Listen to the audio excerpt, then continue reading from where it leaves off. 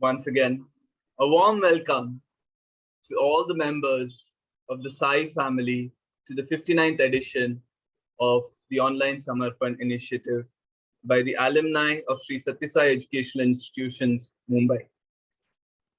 Today we are blessed to have a very special speaker amidst us, someone who belongs to the third generation of a family of devotees who have been graced by Bhagwan to be in his divine proximity for almost 8 decades since 1944.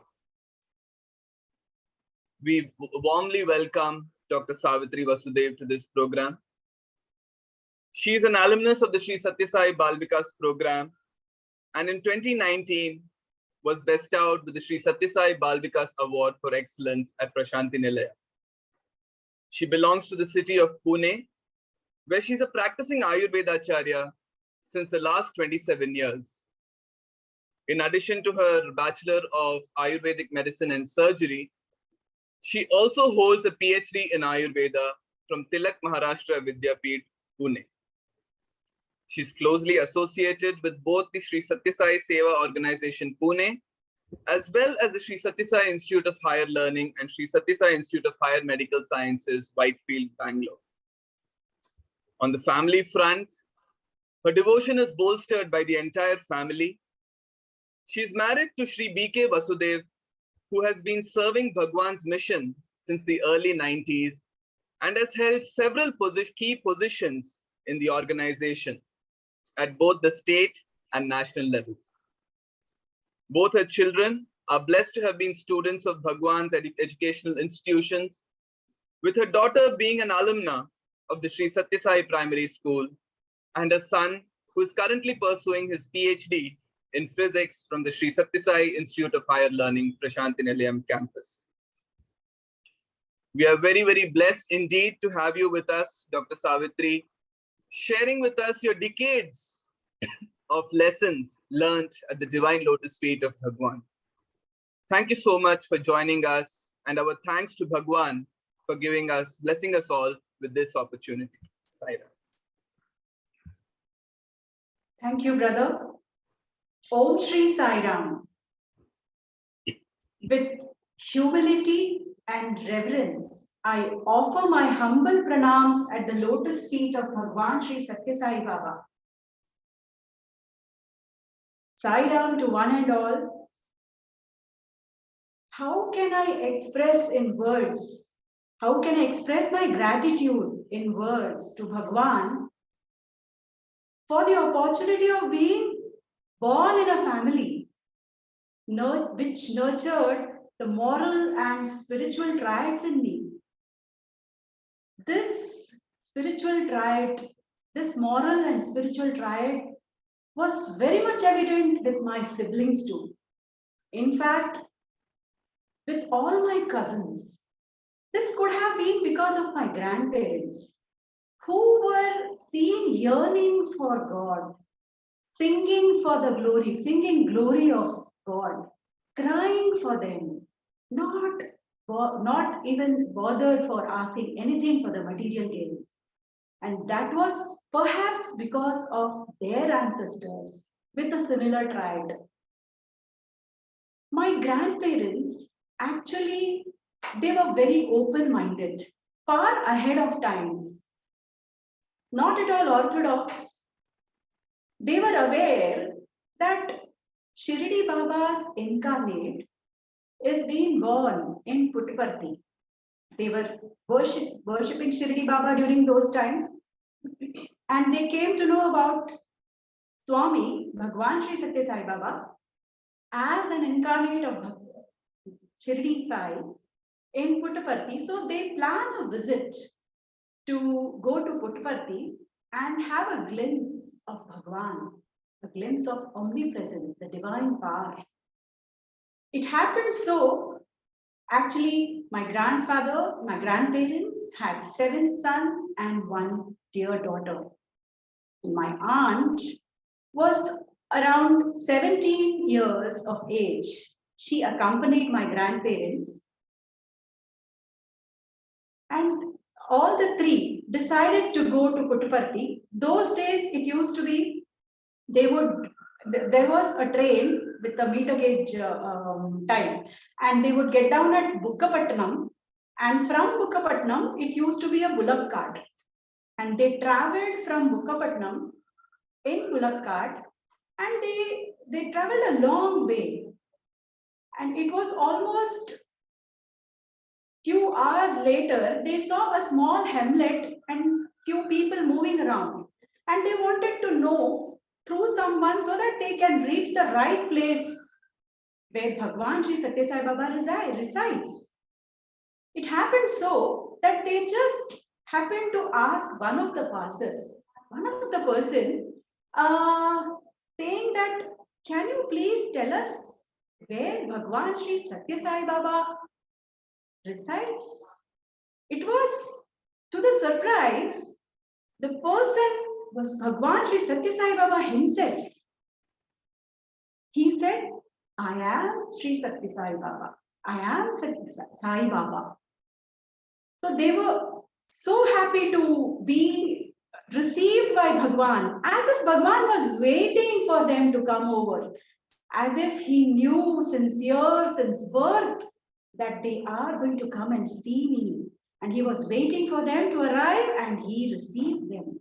And they got down.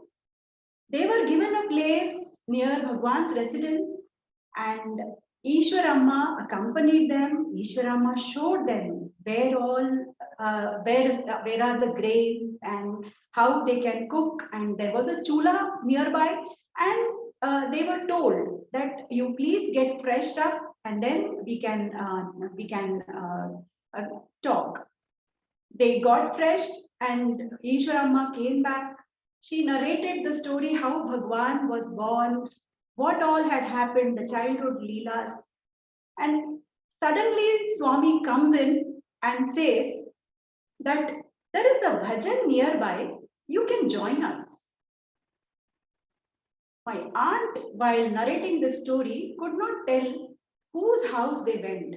Perhaps it was Subbamma's house, because that 1 hour they went over, there were few people who had joined, but it was a very different way of bhajan there. A small stool where Shirdi Baba's photo was kept, and Bhagwan was sitting right in front of that stool, and all others were following Bhagwan. The entire 1 hour was actually sung by him. The bhajans were led by him, and all followed him. So that was the opportunity given to my grandparents, and they were very happy. They came back. They had a good sleep at night, and they wanted to get up in the morning and see him again. And it was so, early in the morning, Bhagwan rightly comes in and says to my grandmother that I will be partaking food. Please cook for me too. It was such a great opportunity, and she was so happy to cook food for him. She had made actually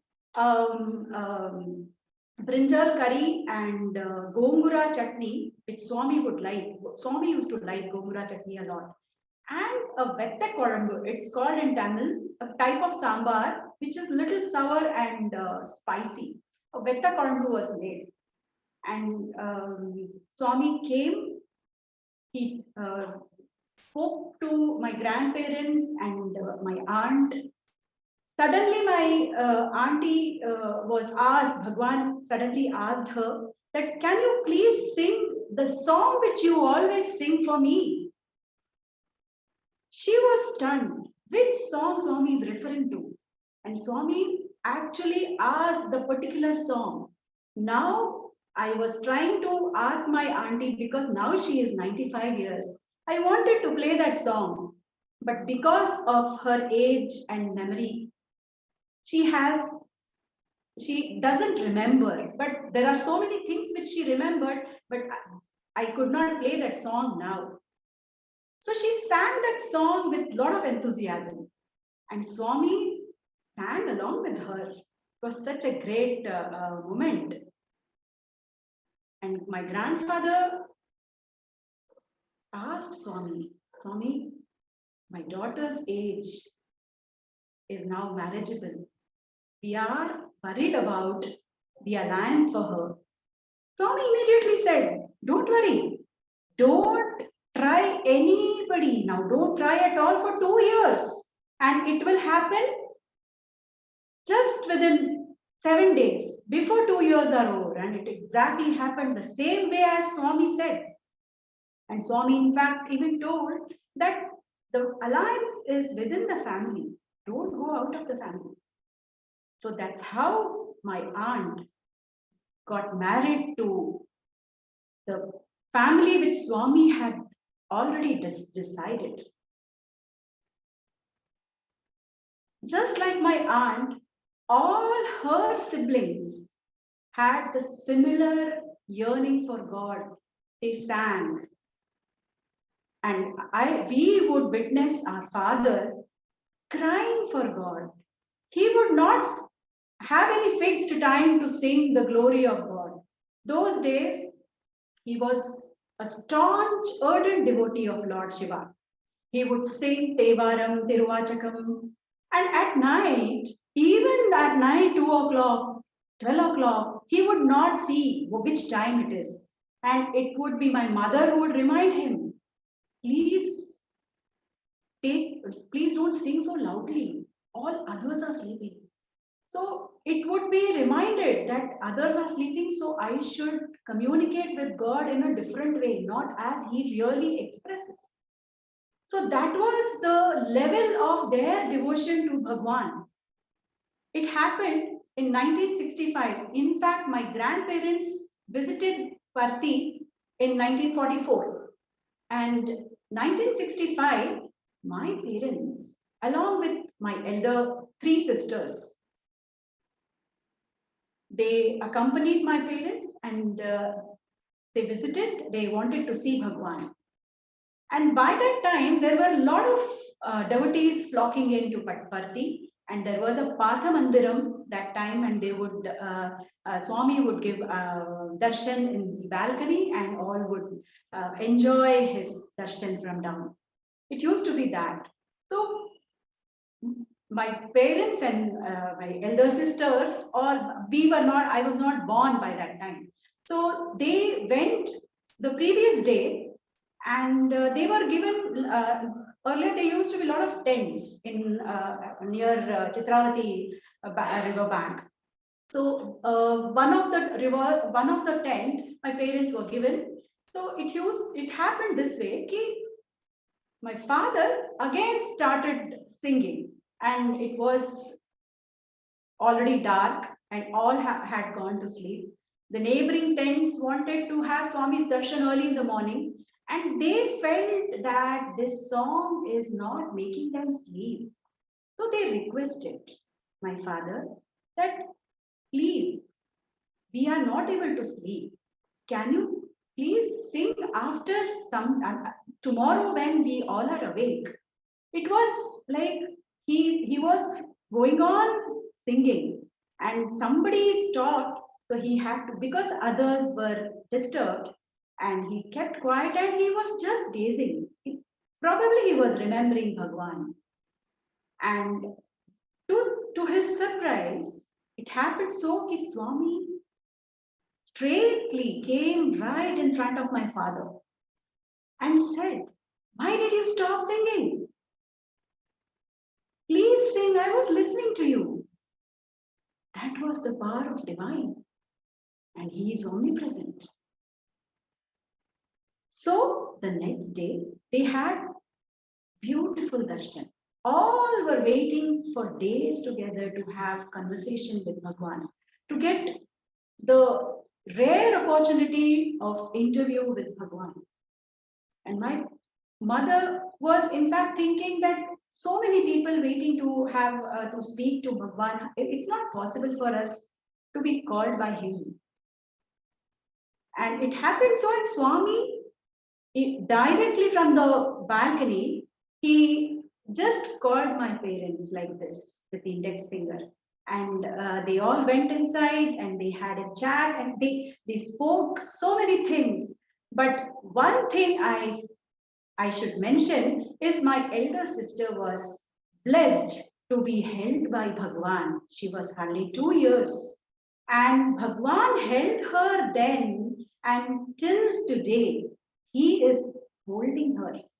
She is every now and then having an experience of Bhagwan and getting his grace all the time. In fact, even my brother had expressed a similar kind of Bhagwan's presence during her marriage. So this was the grace bestowed upon the family. By the time I was born a few years later, by the time my parents were already very much active in Samiti activities, bhajans, Nagar Sankirtan, Bal Vikas, Akhand Bhajan. So for us, for me and my younger sister, who actually was a little big, older than the toddler, she could walk. So we both, for us, Bal Vikas was a nursery. Even before we could go to the nursery, we had already started going to Bal Vikas. And being an area of cantonment, the defense area, our Bal Vikas teachers would be replaced very frequently. And it would happen so the Bal Vikas guru who was new to the class would take up the first class which was assigned, the usual as the curriculum, class 1, class 2, it was a fixed class. And we used to get, it was very monotonous. There were so many students who got dropped, and so was I. I behaved as if I was the boss to my younger sister because she had to listen to me. I used to take her and tell her, we'll not go to Bal Vikas. It is of no use. They are taking the same thing, Omkaram Bindu, all the time. And the new teacher comes and we have to listen to the same, the Jaydeva story and same Omkaram Bindu. So let us play nearby. There is a big garden. We will have a nice time and we'll go back home. Nobody will come to know.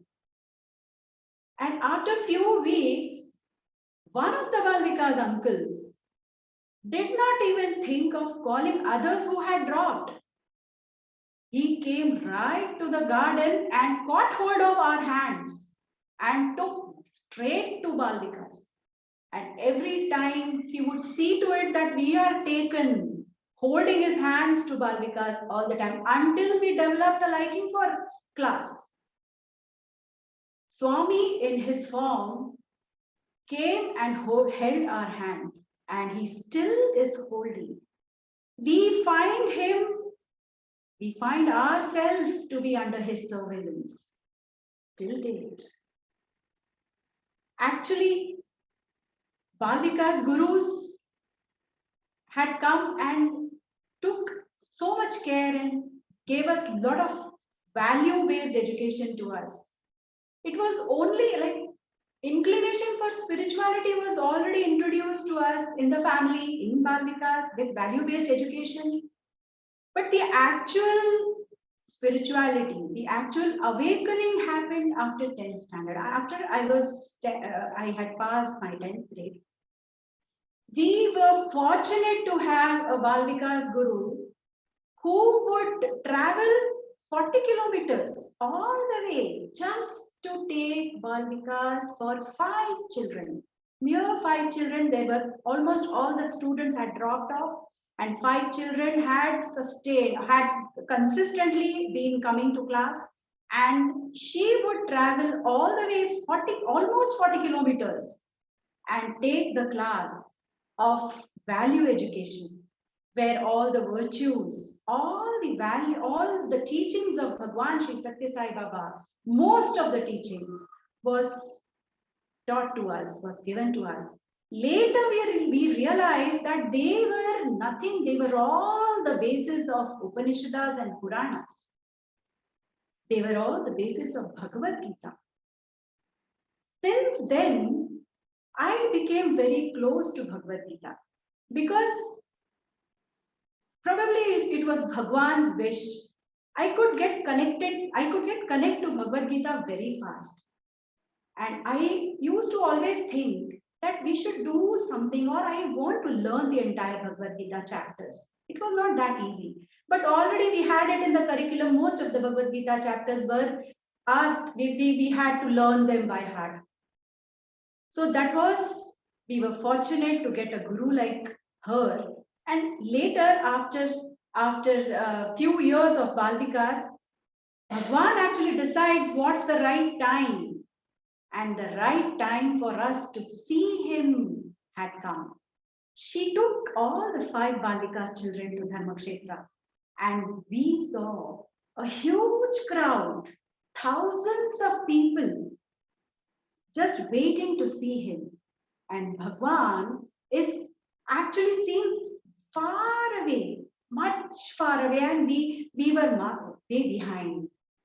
And still, each one of us had an experience as if we had an eye contact with Bhagwan. And that is the grace of Bhagwan. It's just like this when we are in the altar, when we are looking at the altar, seeing Bhagwan, whether he is Lord Shiva, Rama, or Krishna, wherever we are moving, we see him looking at us. And it's absolutely true. How much ever devotees are there in front, Bhagwan has got the capacity to look at each one of us. And that is the power of omnipresence. And we really had tasted that. And immediately after Bhagwan's darshan, it could not be expressed in words. After Bhagwan's darshan, I felt to just search for a silent corner and ruminate on that darshan. Exactly opposite of my nature. So that was the first feeling I had after seeing Bhagwan for the first time. Actually, the right time to come to Parthi, Bhagwan had already decided. Bhagwan wanted me to do Ayurveda. My parents wanted me to do Ayurveda. That is why I joined Ayurveda. But there were a lot of challenges there. In fact, the entire Ayurveda is a sub-Veda of Atharva Veda. It's an Upaveda of Atharva Veda, which was actually extolled by Brahma. And Brahma Smrutva Ayusho Vedam Prajapati, and it was then given to Prajapati. And then Atri Putras, Ashwini Kumaras. So it had come, it is a very pious, and it has come right from the mouth of Brahma. And Ayurveda was written in Sanskrit. I was already introduced to Sanskrit, but Ayurveda had a little, it was a little bit more difficult to understand. And in India, it is actually the trend that each state teaches Ayurveda in their own regional languages. Being in Maharashtra, first of all, the Sanskrit, Ayurveda in Sanskrit, learning Sanskrit was difficult because it was a bit difficult. We were more fluent with English and the teachers giving us in Marathi. So it was a little bit difficult for me to adopt and accept that I have to learn and become an Ayurvedic doctor. But Swami had taught us in Bal Vikas, you should not do the work you like. You should always like the work you do. I just remembered that, and I wanted to develop a liking for Ayurveda. I did not lose hope. I didn't want to quit. So I requested my sir to ask if anyone can teach me Ayurveda in English. So my sir said, yes, there is a person who can give you Ayurvedic education in English, but he's not in college. You might have to go to him in a private place. I said, fine, sir, you please give me his address. See how Bhagwan directs us to the right place. He gave me the address and rightly, and he said, I will call him up and I'll tell him that you are coming. According to the address, whatever I could understand, because it was written in Marathi and the digits were different and I was not fluent with, was not knowing the exact digit, what it actually meant. And I entered a clinic which was full, the clinic was full of patients with critical sickness.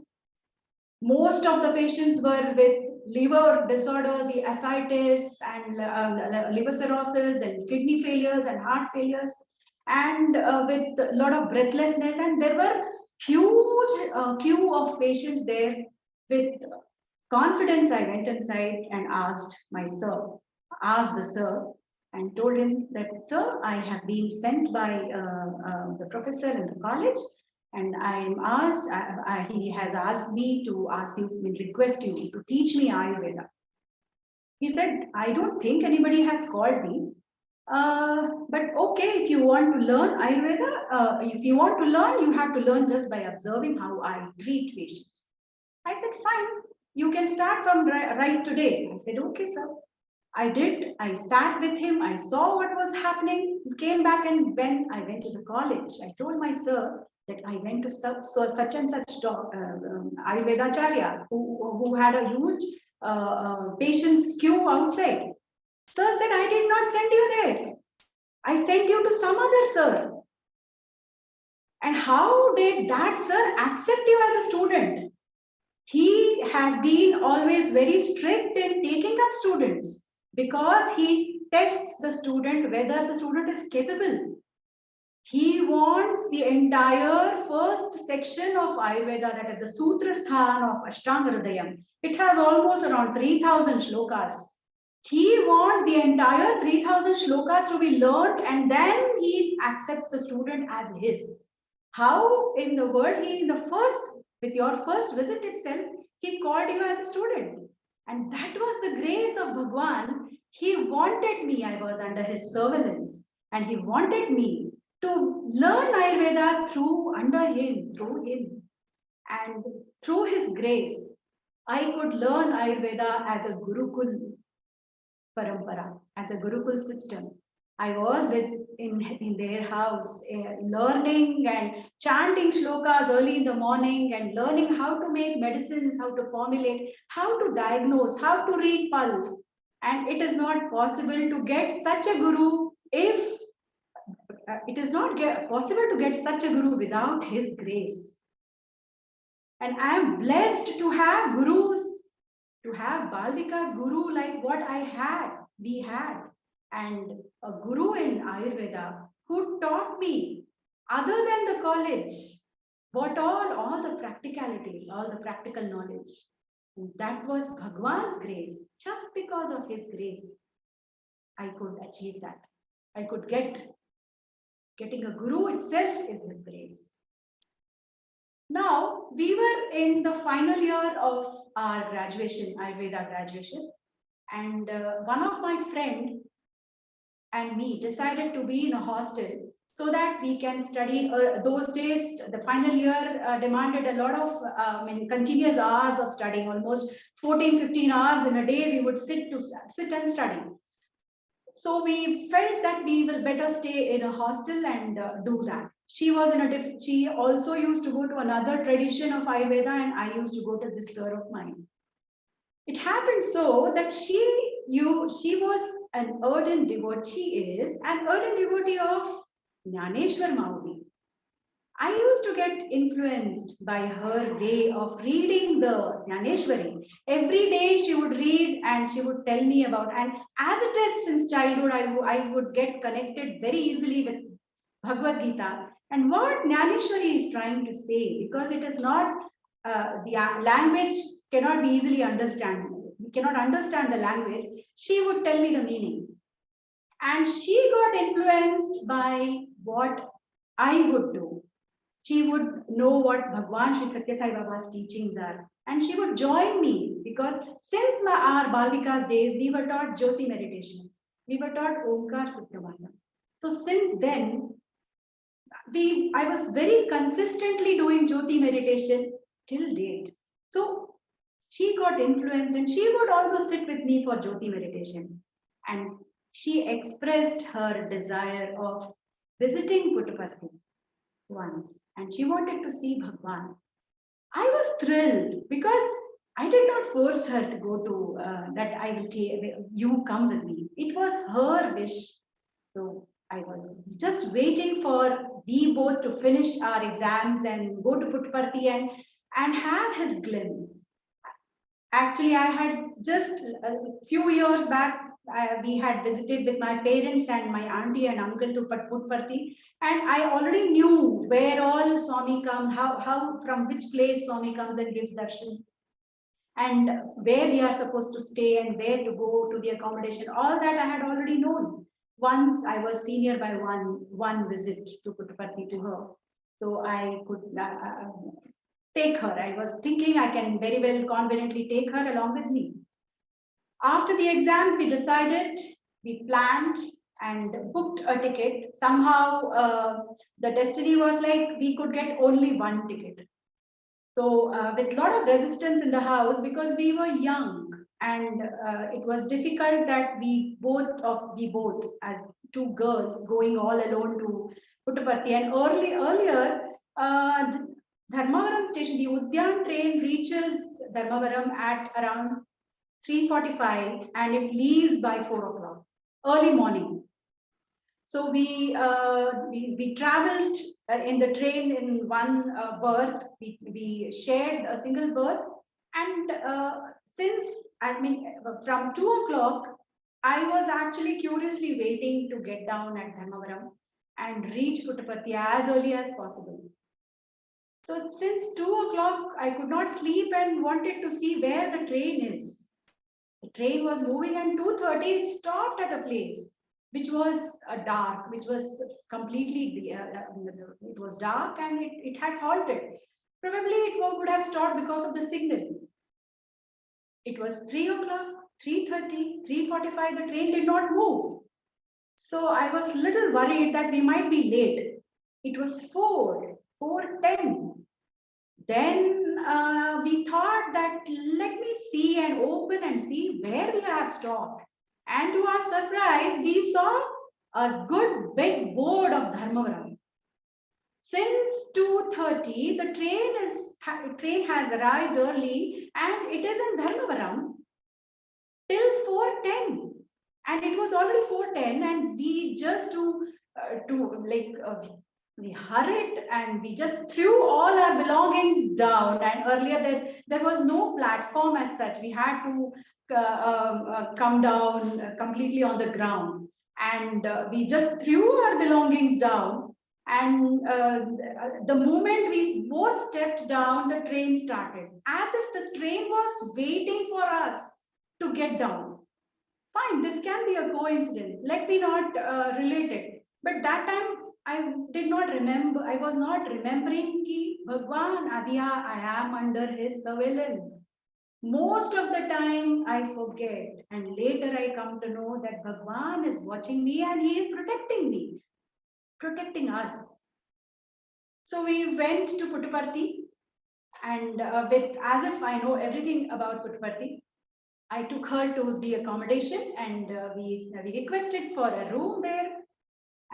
The person there told us, Madam, we sisters, we don't give room to girls. That means we should have come along with our elders. So now what to do? He gave us an idea. Why don't you stay in the dormitory? There are so many people staying in the dormitories. So he said, fine, give us 2 places for the dormitory. And as he gave us the allotted place, we stayed there, we went there, kept our bag and everything, we took bath. And then somehow my friend was not comfortable. I could see that in the dormitory, all are there, men, women, all are there. And we are also changing and all that thing. She was not comfortable.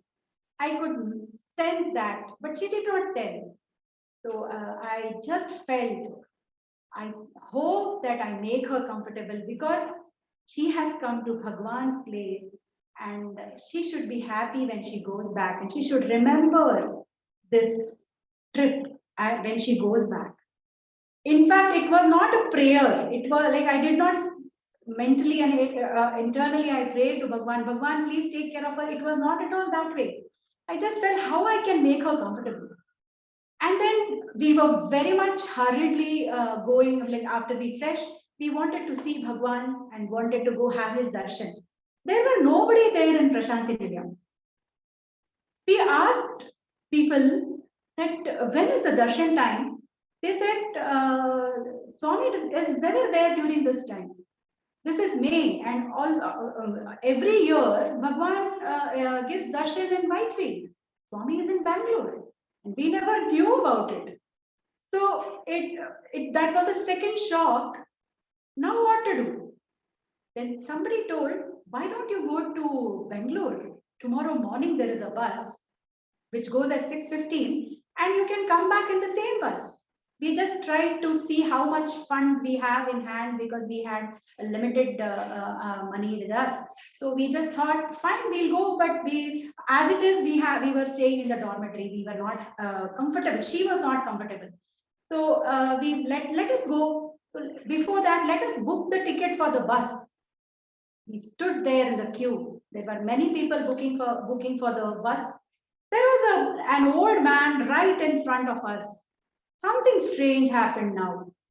The old man, we asked him, sir, when is the bus tomorrow? Because we were new to it. He said, tomorrow it is at 6:15, but now also the bus is going. I thought it is going after half an hour, but the bus is right now, it is going, you can go now. I said, no, we will go by tomorrow, because where we will be staying there? At least we have a dormitory here. So we did not tell him that we are in the dormitory, because we never thought of telling that to him. He took a ticket and he requested us, sisters, can you do me one small favor? Actually, I have come all the way from Delhi to have Swami's darshan, and I'm going to Bangalore now, and from there I'll be going directly to Delhi. Can you please hand over these keys to the accommodation room, because I had booked this for 2-3 days and 2 more days are left, and it is difficult for me to go all the way to the accommodation department. Can you please hand over the keys to that accommodation? We both just took that opportunity and we said, oh yes, fine, we will give that. And it was to our surprise, Bhagwan gave us the keys to stay in a room. In fact, the room was booked in his name, and he is already gone to Bangalore. And for 2 days, we have been given a room where we will be safely seen. We will be safely staying. And that's what Bhagwan gave us. He blessed us, he graced us with the room, because my friend was not comfortable in the dormitory. Happily going to the room, we were given West 4 and we stayed there for the night. And those days there were no mobile phones for the alarm, and we had to put the alarm in our wristwatch. And we had put an alarm on 5 o'clock, and it was the bus was at 6:15. So what happened was, we slept off. We did not get up at 5 o'clock, rather alarm did not ring. And there was a knock at the door at 5:30. We were frightened. Now this room is not in our name. Somebody is knocking the door. And if someone comes and asks us, who are you both? It will be a problem to us. So we both, with courage, tried to open the door, just try to peep. There was a Sevadal volunteer, Sai volunteer, Sevadal, standing with humble folded hands and said that, Amma, we were instructed to wake you up. We were told that there are 2 doctors in this room, and we were instructed to wake you up. And that was ultimate. It was not only an eye-opener to my friend, it was an eye-opening incident for me too. I just thought that she is a follower of Jnaneshwara and she will be graced by Jnaneshwar. And I am a follower of Bhagwan Sri Satya Sai Baba. I will be graced by Bhagwan. That was the time I came to know that the grace is never from a particular God. The grace finally has to be grace. Whether the water from the sea is taken from Pacific Ocean or from Indian Ocean, whether you take truckload or drops of the water, the ocean water, it has to be salty. The forms are many, but God is one. And that was the time I remembered one incident which I made a fool of myself in childhood. During my school days, that was the time which reminded me. In fact, after that incident, we went to Bangalore, we had a very beautiful darshan, we came back, we stayed in that room and we gave back that room to them. The keys was given back and we came back home. And even till date, my friend wonders, what happened that day? Who told those volunteers? Because she too believes in omnipresence of God. And that was a lesson given to me because in childhood, I made a blunder. It happened so that during our childhood, as it was like I could get connected to Bhagavad Gita very easily. It used to be this, there were various organizations calling me for chanting Bhagavad Gita chapters. And whenever there is a program, they'll call this little girl and it would be chanted.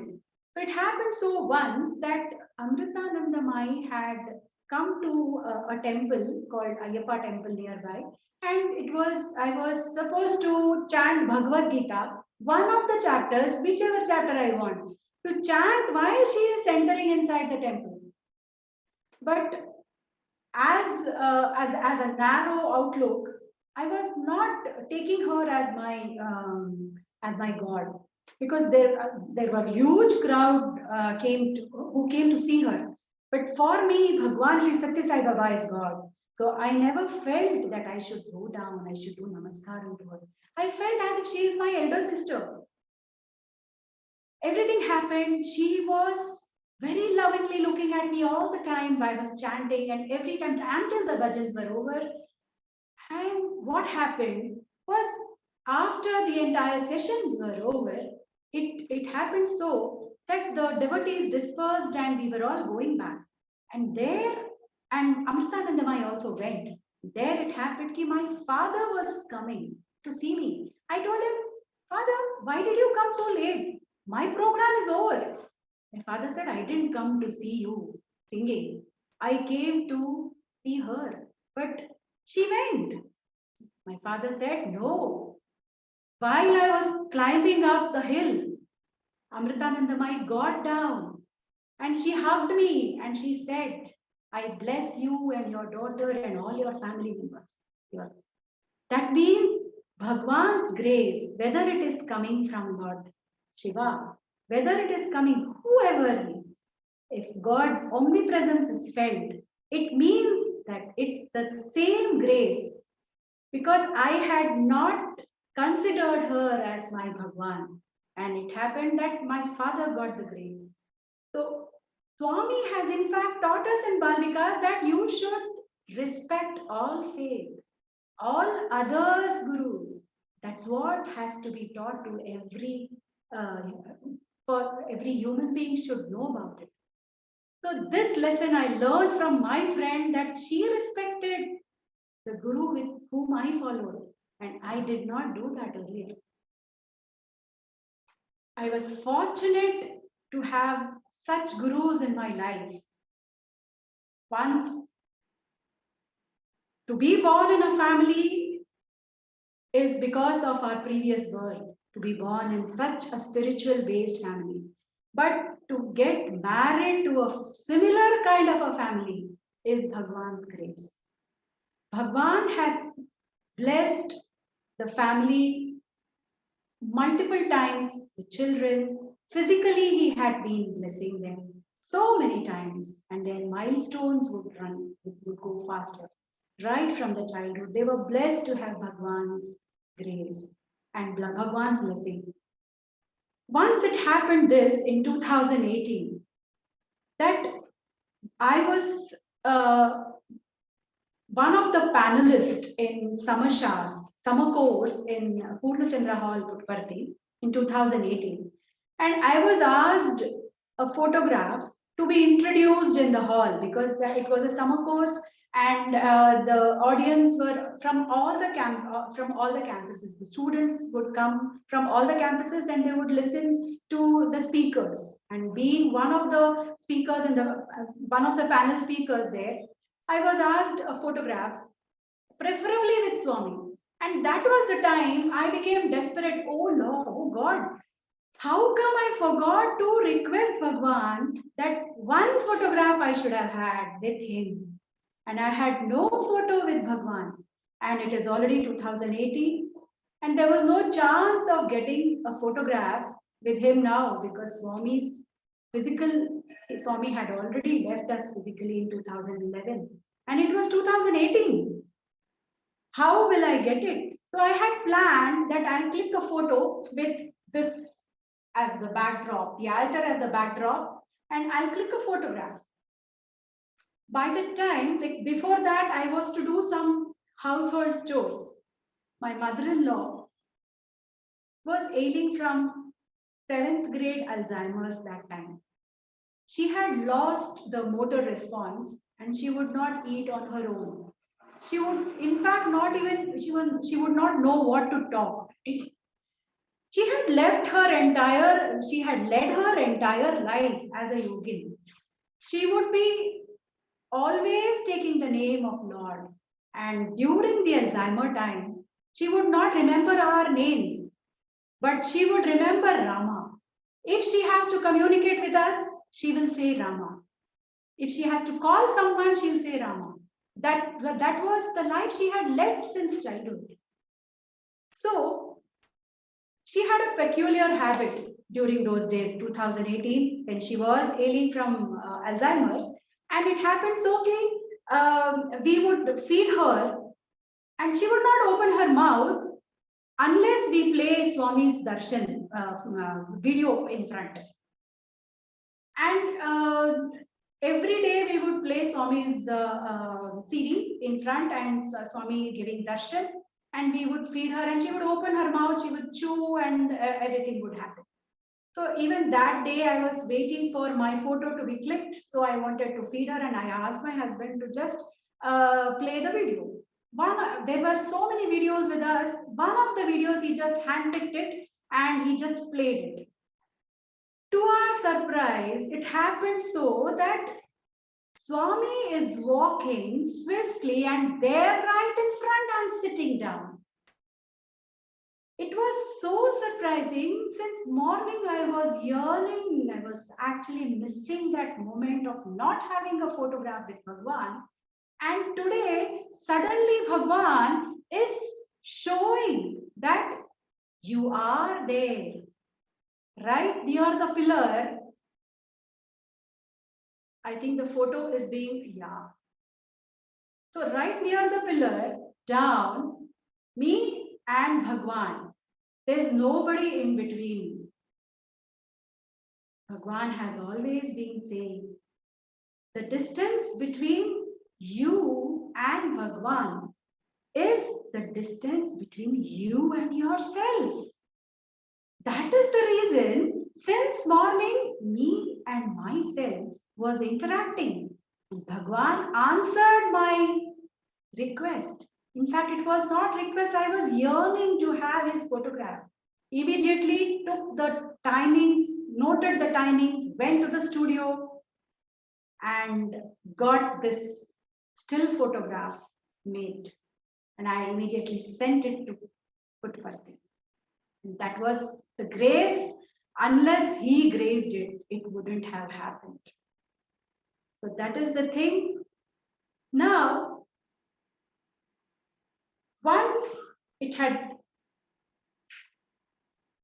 was during the pandemic days, during our college days itself, I had a thought in my mind asking, I wanted to do something like illustrate Bhagavad Gita shlokas in a flow chart, right uh, from the first shloka to the 18th chapter, Yatra Yogeshwar. So Dharmakshetre to Yatra Yogeshwar, the entire shloka to be illustrated in a flow chart manner. And it was it was very difficult because I was very busy in Ayurveda, very busy in studying, and house was also there as a housewife and doctor and children. All together, it was very difficult. So I thought that let me keep it aside whenever I get time. Maybe during my retirement days, I might make a flow chart of the shlokas, just as like one of the shlokas. Let me pick: Krodhat bhavati sammohaha, sammohat smriti vibhramaha, smriti bhramshat buddhinasho, buddhinashat pranashyati. If this shloka has to be illustrated, that Krodha gives rise to illusion, and illusion causes loss of memory as a flow chart. Smriti bhramshat buddhinasho. And because of loss of memory, we lose the power of discrimination, because buddhi is sadasat viveka buddhi. And when we lose the power of discrimination, the person's character is lost. The person is of no, his stability is lost, because this shloka comes under the Sthita Prajna shloka. Sthita Prajna topic in second chapter, Sankhya Yoga. So that was the shloka which we can illustrate it in the flow chart way. So I wanted the entire shloka to be illustrated in this manner, but was not knowing how to do it, when to do it, and rightly Bhagwan actually selects the time. In fact, the desire was to learn the entire 18 chapters. Few chapters were left to be learned. So learn the entire 18 chapters and illustrate these shlokas in a proper flowchart way. And Swami actually listened to that request. And hello, I think. It's fine, Dr. Savitri.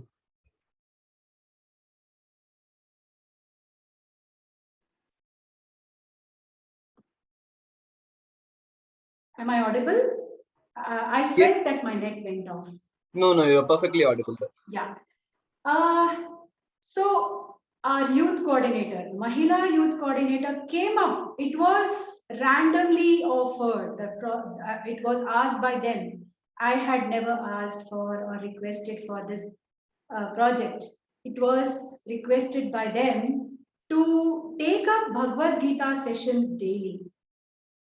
And whatever you want, how much ever volunteers and youth you want, you take for help, but take Bhagavad Gita sessions daily. And it happened during the pandemic, and it was a dream come true project where we had to coordinate with many things actually.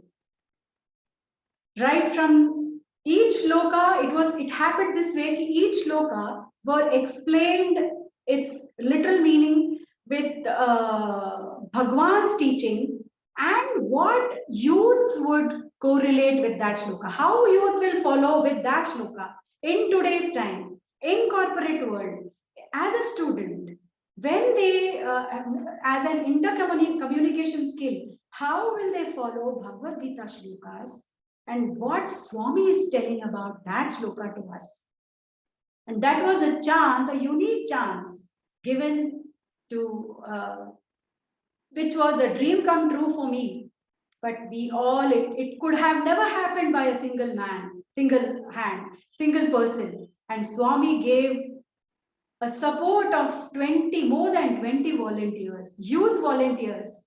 And it was more than, even beyond that, it happened so that we would discuss each shloka of Bhagavad Gita at home.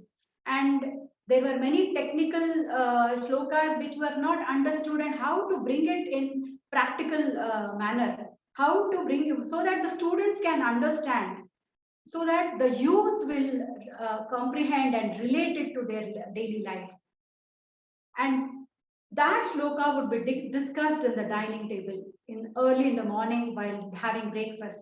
Our entire 4 members in the house would get engrossed in discussing what does that shloka mean? How can I follow?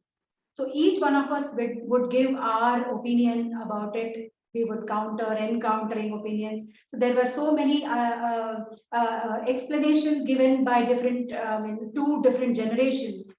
And then it would happen that I would take those entire suggestions and I could go inside a room. I had to go inside a room, ruminate on those points, take Bhagwan's messages from various volumes of Satya Sai Speaks, various Vahinis, Jnana Vahini, Dhyana Vahini, and all those Upanishad Vahini. All those Vahinis were taken as a support, as a reference, and then it was recorded. That voice was recorded. Like, even though it was asked from me, there were so many helping hands along with the entire family contributing to it. Being pandemic, there were division of labor at home, and my work was to sit inside the room for hours together, ruminate on Bhagavad Gita, and the rest of the 3 would do the household chores. It was like that. So unless Bhagwan wills, not even a single leaf can move. Leave about singing his glory. If Bhagwan wants that song to be sung, just as my aunt, he requested her to sing that song. He does it, makes it through us. In fact, we cannot even think of God without his will.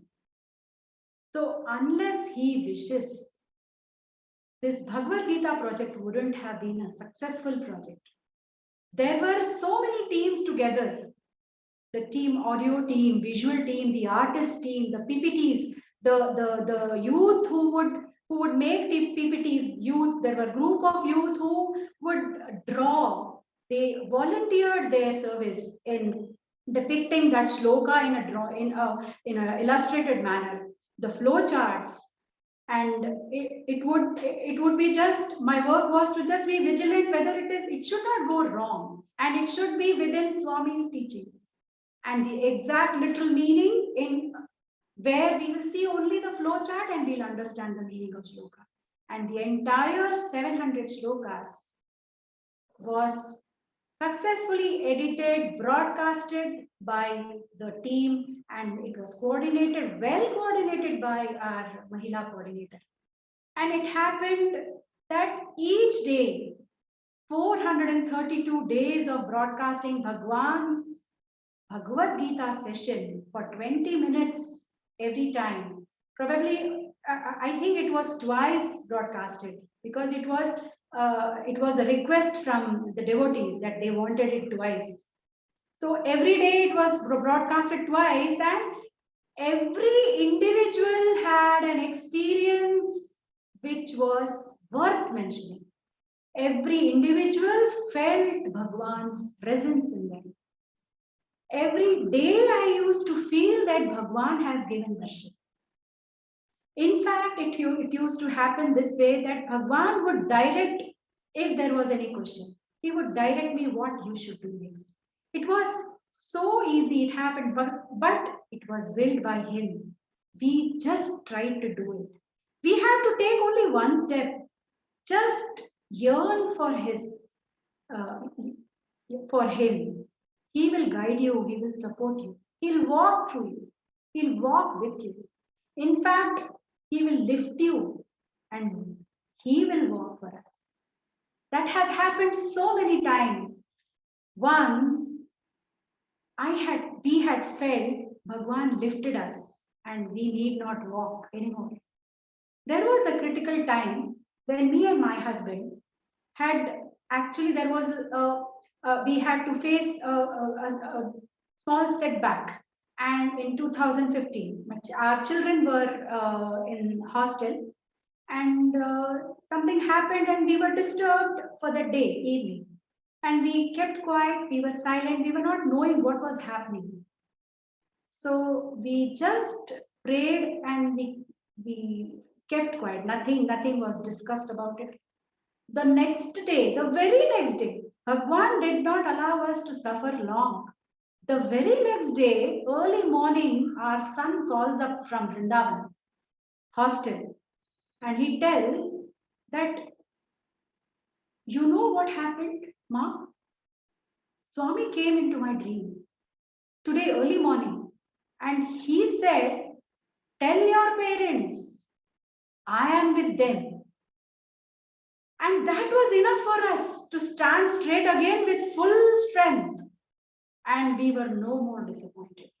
Bhagwan doesn't allow us to be disappointed or sad. If we are yearning for his grace, if we are yearning to be with him, he is always with us. Only thing is, we have to realize that we are under his surveillance. We have to realize.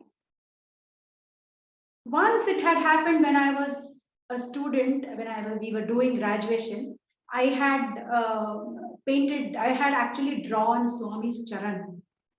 And it happened that I wanted Swami's blessing in that.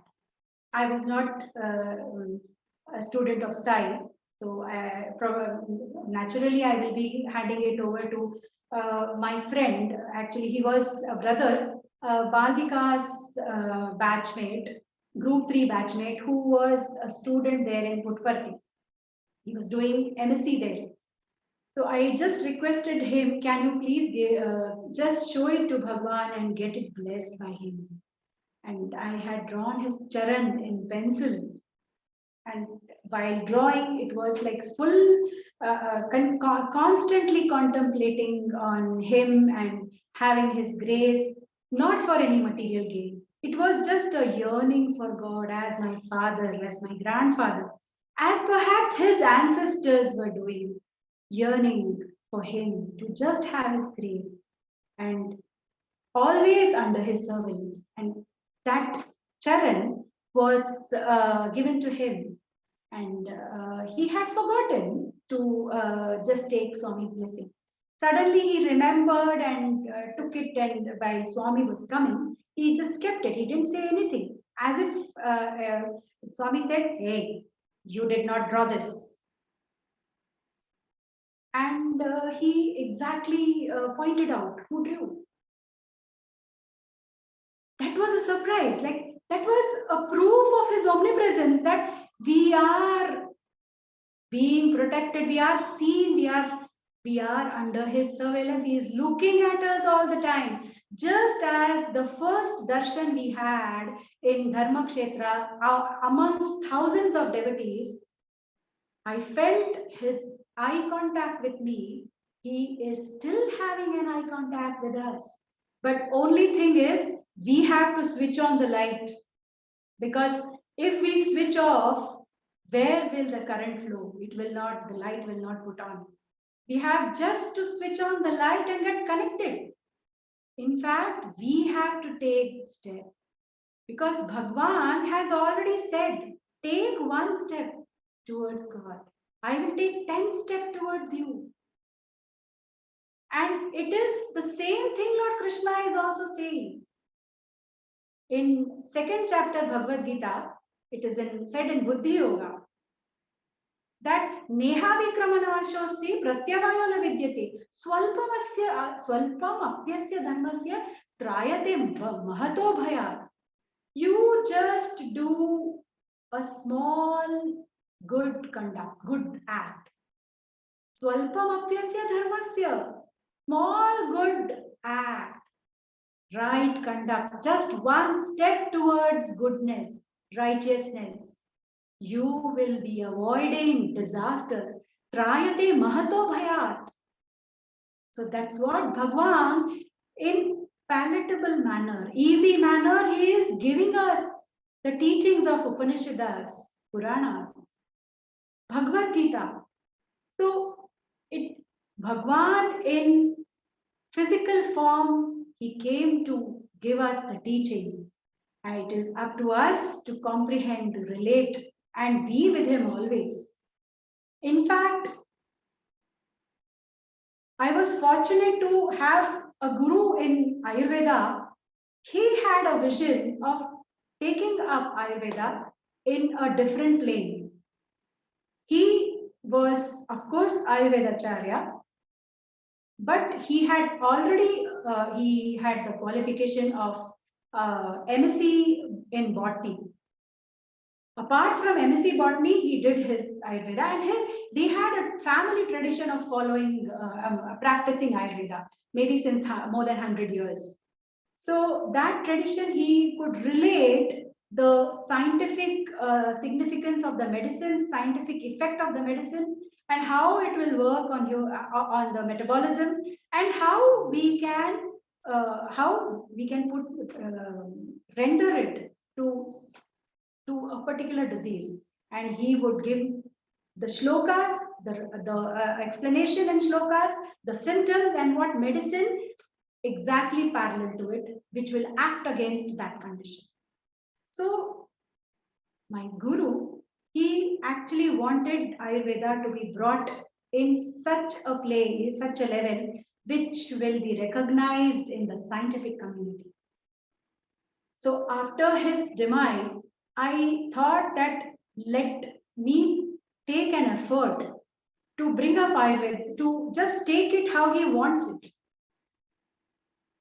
Explaining Ayurveda amidst Ayurveda community is not a big thing, but explaining Ayurveda in front of the scientist, in front of the all eminent practitioners in conventional medicines was the need of the hour in present era. So I just prayed for Bhagwan that I don't know how it will be taken, but I wish I fulfill that desire of myself. And incidentally, I came across a person as a patient that he was a deputy director of National Chemical Laboratory, and he had a problem of heart failure. And he requested, why, Dr. Savitri, why don't you put a project along with me? We both will collaborate, and we'll put a project to Ministry of Science and Technology. And that struck. Bhagwan has rightly given me the way. Let us put a project. I said, fine, that's what I wanted, as my sir felt. And we immediately, I just wrote a proposal and we submitted it. I could go through 2 rounds and pass the 2 rounds of their requirements. And the interview round, they came up and said that, Madam, Ayurveda doesn't come under science and technology. It doesn't come under science and technology. That was the statement which made me feel that I have to bring Ayurveda into the mainstream science, because Ayurveda is beyond any science. Its medicines reach to the cellular level. Its medicine, the medicines actually written in Sanskrit critical notes, all those shlokas, they work in the cellular, even in the nucleus, how it forms, how the proteins are formed, how all the energy metabolism, all those metabolic pathways, all how it works. In fact, Ayurveda has to be brought out in such a way that even the scientists and doctors will believe that Ayurvedic medicine is just not a joke.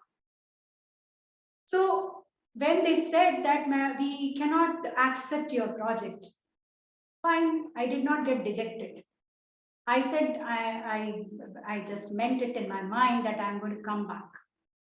And the second time I had put a project with some other institute, taking as a mice trial, and I was more interested in cardiovascular disease. I had already worked a lot in heart failures, on patients, on human beings, of course. So I took up this project of trying it on mice because I want to prove how it works. So unless we do this kind of trial, it will not be visible that how it actually works. We have the pharmacodynamics of the medicines in the metabolism. So I got a sir who was a pioneer in studying cardiovascular disease in the heart of mice, and he agreed to collaborate, and we put a project there. Perhaps even Bhagwan was not happy with that. Again, the panelists over there said, "Madam, we can't take you. You don't come under science and technology. We can't take you there." And that was like another. I did not still get dejected. I felt okay. If it is not fitting in the protocol, in their protocol, I have to redesign the entire thing and come back, because I didn't want to put it through the mainstream of Ayurveda, the ministry of actually Ayurveda, where it was easier for us to get. But putting it into the mainstream science as in the science and technology was would be a phenomenal step. So just got dejected, but I did not want to quit. I was courageous and to apply once more, even after being Ayurveda being insulted this way, that it doesn't come under science and technology. One day, a strange thing happened. We got a phone call saying that 2 faculty members from Satyasai Institute were supposed to come to Pune. Their arrangements had been made to be in Pune because they had some official work for a day. Since there was a death in the family, those 2 faculty members needs to be accommodated. And at the last moment, it's not possible to request anybody. Can you please accommodate them? My husband said, "Oh, of course, we were more than happy to receive them." They came home as messengers of Sai. And as usual, we discussed about Bhagwan.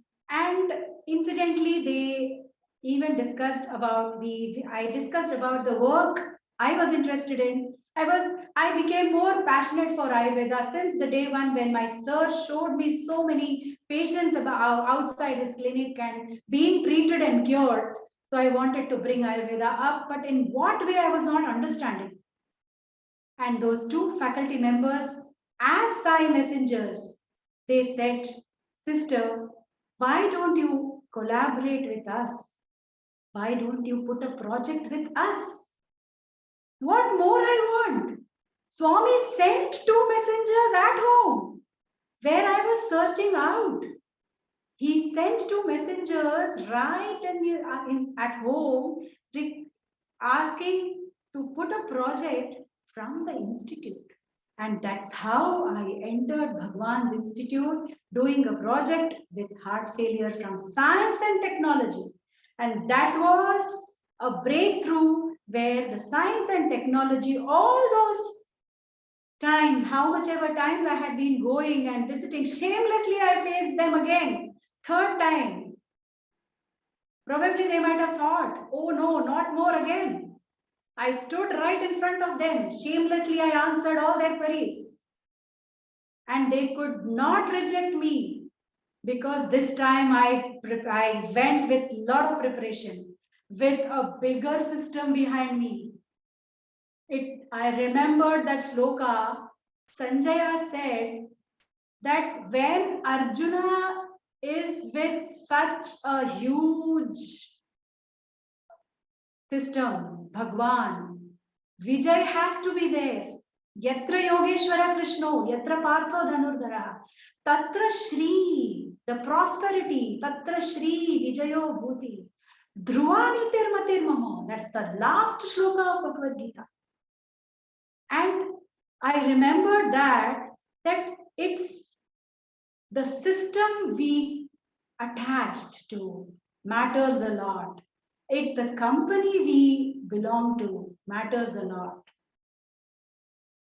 So that's how I came across Bhagwan. His surveillance, Bhagwan's institute, and so many things. What is there for me to offer? Everything is given by him. Offering, there is no need to offer his own things. In fact, the ocean is him, the boat is him, the rudder is him, the boatman is him, even the lighthouse is him. The boarding point from where we start, from where we take, from where we start our journey is him. The destination is him. How can the traveler be me? It has to be him only. Sai Ram.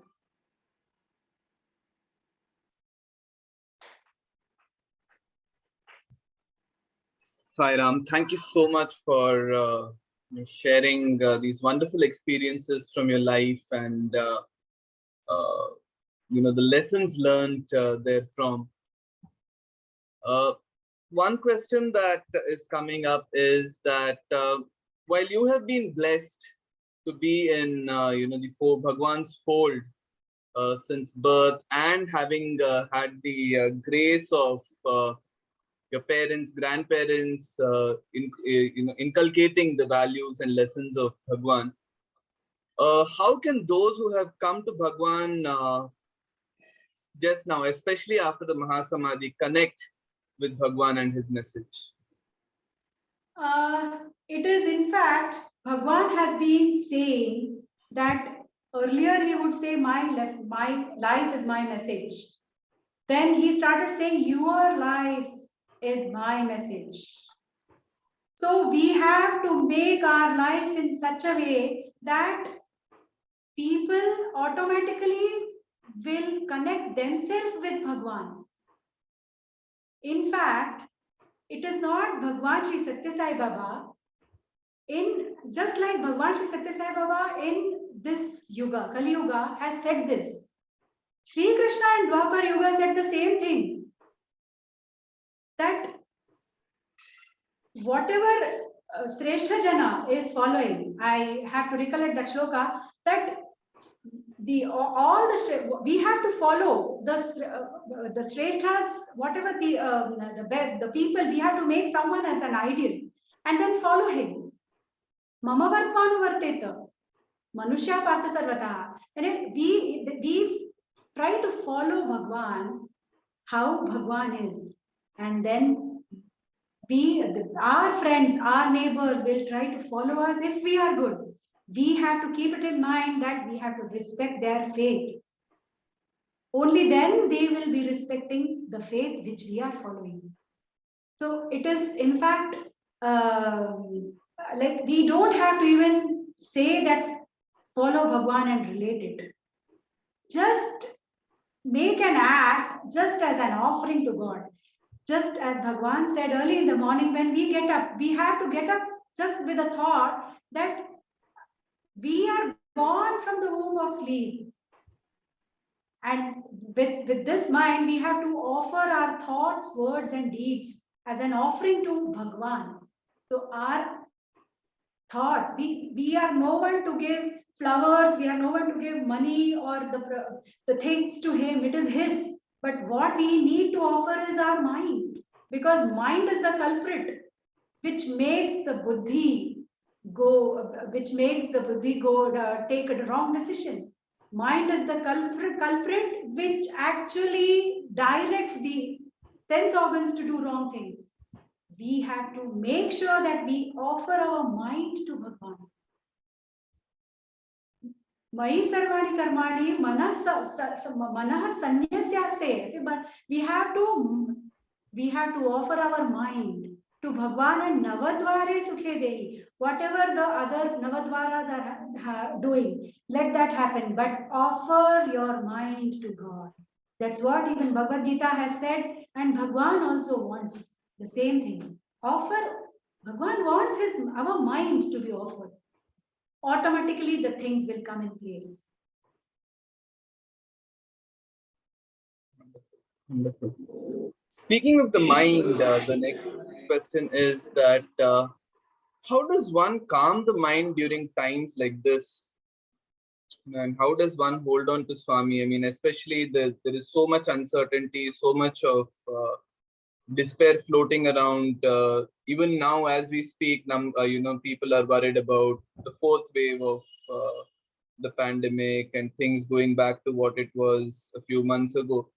So, how does one keep the mind calm, and how does one stay focused on Bhagwan during such times? Yes, actually, the thing is, let us first take it if you are talking about the pandemic and the mental health part. First of all, when there is a pandemic, as we take care of the body, we increase our immunity because we have to have a strong defense from the virus. We increase our immunity. But when, as far as this mental health is concerned, to make the mind more stronger, we have to have an inward path. We have to think about ourselves internally. We actually has to be we have to have a ceiling on our desires. Ceiling on our desires means we extra usage of our sense organs. Like if there is no need for an extra cloth, let us not buy that. Ceiling on desire, if we are trying automatically, our mind we are taming our mind. If we don't need it anymore, why have it? Slowly the mind tries to come into it will come to control. In dhyana yoga, Swami Bhagwan Shri Krishna has mentioned that chanchalam hi, in fact, Arjuna says, chanchalam hi mana Krishna pramati balavadrudam. Mind is very unstable. How? It is very difficult. Tasyaham nigraham manya vayoriva dushkaram.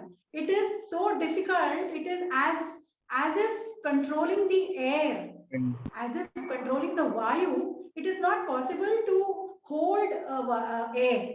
It is as difficult as the mind to hold it.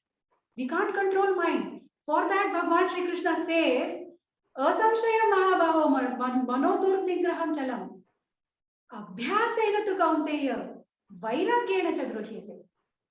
With constant practice, not only with constant practice, with detachment, with sense of detachment, we can bring our mind under control. There is a strong sense of lot of attachment to us. That is the reason our mind is very unstable and very wavering. That is the reason. And continuous practice of making the mind stable, continuous practice of bringing our mind stable. It is said, Yada samharate chayam kurmoganiva sarvashaha. Like just how a tortoise, when it is touched by someone, it immediately takes its appendages inside. So it is just like that. Just like that, we have to bring our senses under control. Bringing mind under control automatically happens. First, bring the senses to control. If it is not needed, no need to buy. If it is not needed, no need to eat more. Because eating more is again losing control on the senses. It is again, the mind becomes unstable. Because yuktahara viharasya yukta cheshtasya karmasya. Yukta swapnavabodhasya yogo bhavati dukkhaha. If one has to be free from sorrow, one has to eat the limited quantity. One has to actually use their sense organs in a limited way and sleep in the required time. Then the yogi is, of course, no doubt that he will be free from all the sorrows. So the required amount, like we should use our senses when it is really very much in need, not use our senses more than required. That's how Bhagwan also wants us to follow, ceiling on desires if it is not needed. If we can stay well without even having them, why have? So that can be practiced. Whether it is energy, like light or petrol, whether it is money or whether it is food. So we have to follow ceiling on desires. Automatically, the mind control follows this. I think we can have one last question because I think it's come from one of your Vedam students in Pune. Could you please share Swami's thoughts on Rudram Vedam and the importance of chanting the Vedas? Yeah, it's a very interesting question. Actually, this was discussed multiple times when I was taking Veda class. Uh, Actually, Veda has got a typical pattern to be chanted, Udatta and Anudatta swaras, where it goes up and down and all that. And the shlokas, the tongue twisting words with profound meaning with it. When they are chanted, of course, it creates a different vibration around us, no doubt about it. But there are neurotransmitters inside which gets activated, the hypothalamus, the pituitary glands, the thyroid glands, the endocrine glands. Most of our glands get activated, the neurotransmitters become alert, and those which has any morbidity in them, they get transformed, they get corrected. And that's how even the metabolism are corrected. In fact, it has to be chanted in that particular manner. It is very popular that Gayatri mantra has been proved to be scientifically effective to the brain cells. Similarly, Rudram, Chamakam, they all, if chanted in that particular way, they have a different effect, not only to each cells, to the inter cells, to communicate properly, to the environment, and to bring peace around. That's how it affects our society, and for a better it enhances to a better level of consciousness.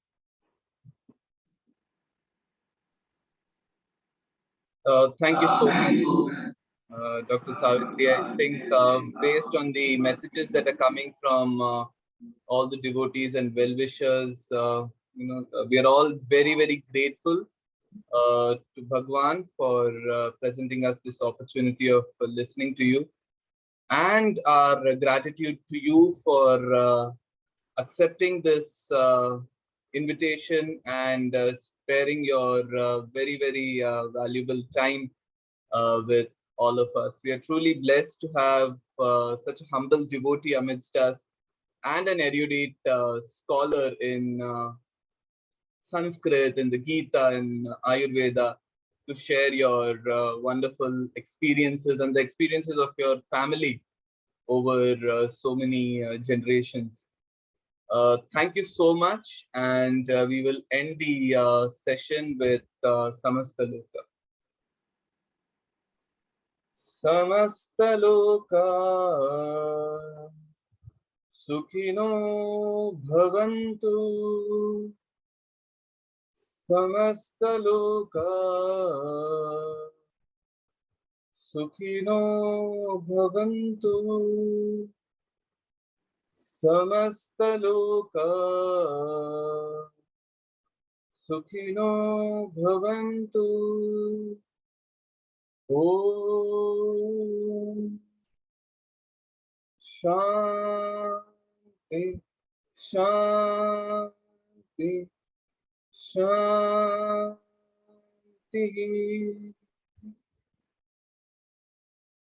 Sairam, everyone.